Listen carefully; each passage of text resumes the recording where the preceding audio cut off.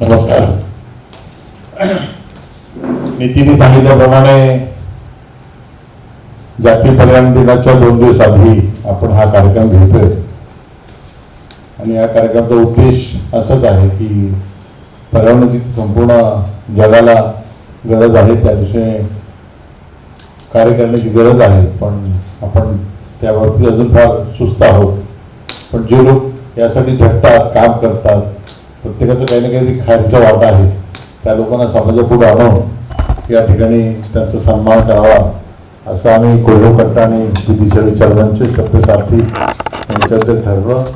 यासाठी व्यासपीठावर एक तोलावालाची व्यक्ती पाहिजे ज्यांच्या हस्ते आपल्याला पुरस्कार द्यायचा आहे आणि त्यामुळे आदरणीय प्रमुख अतिथी नोबेल शांतता पुरस्काराचे सहमानकरी डॉक्टर राजेंद्र शेंडे सर यांचं मी या ठिकाणी मनापासून स्वागत करतो. तसेच या ठिकाणी ज्यांना आपण पुरस्कार देणार आहोत ते माझे मित्र डॉक्टर दीपक शिकारपूर, ज्याने AI मध्ये कॉम्प्युटरमध्ये तर क्रांती घडवलीच होती, पण त्यानंतर जशी जशी टेक्नॉलॉजी चेंज होत गेली त्यामध्ये अद्ययावत ज्ञान देऊन संपूर्ण महाराष्ट्र आणि भारताला ज्ञान दिलं. असे आजचे पुरस्कार विजेते आणि माझे मित्र डॉक्टर दीपक शिकारपूर, त्याचप्रमाणे डॉक्टर प्रज्ञा यादव, प्रियदर्शन सहस्त्रबुद्धे की त्यांनी वेगळ्या पद्धतीने याच्यामध्ये काम केलं ते माहिती आपल्यासमोर येईलच. आणि अतुल वाघ आणि उपस्थित मान्यवर नितीन जळूकर आणि माझे मित्र पराग पोद्दार आणि बंधू भगिनींनो, आपल्या सर्वांचं आजच्या या ठिकाणी मी मनापासून स्वागत करतो. आजचा सोहळा केवळ पुरस्कार वितरणाचा कार्यक्रम नाही आहे, तर पृथ्वीच्या संरक्षणासाठी निस्वार्थपणे काम करणाऱ्या व्यक्तींच्या योगदानाला दिलेली कृतज्ञ मानवंदना आहे. जागतिक पर्यावरण दिनाचा औचित्य साधून विधीच्या विचारमंच कोहिनूर आणि शब्दसारथी यांच्या विद्यमाने पर्यावरण कार्याचा सोहळा अत्यंत प्रेरणादायी, समाजाला दिशा देणारा उपक्रम आहे असं मला वाटतं. सर्वप्रथम मी पर्यावरण संवर्धनासाठी आयुष्य समर्पित करणारे आदरणीय राजेंद्र शेंडे सर यांचं मनपूर्वक स्वागत करतो. जागतिक स्तरावर भारताचं नाव उज्ज्वल करणाऱ्या त्यांच्या कार्यामुळे आपणा सर्वांना प्रेरणा मिळत आहे. त्यांच्यासारख्या व्यक्तिमत्वाची उपस्थिती हा कार्यक्रमाचा मोठा सन्मान आहे असं मला वाटतं.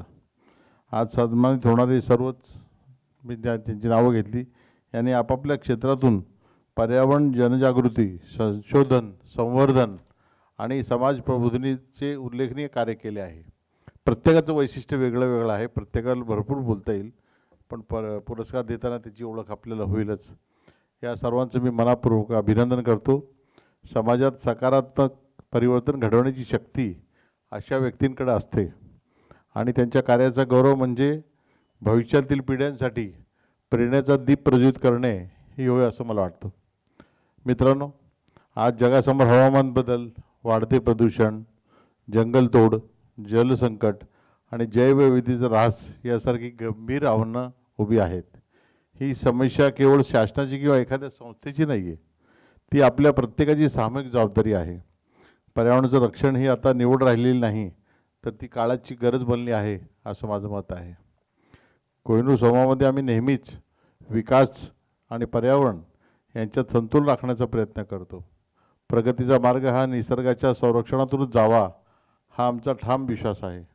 कारण आज आपण पृथ्वीचे स्वरूप घडवतोय त्यावर उद्याच्या पिढ्यांचे भविष्य अवलंबून आहे.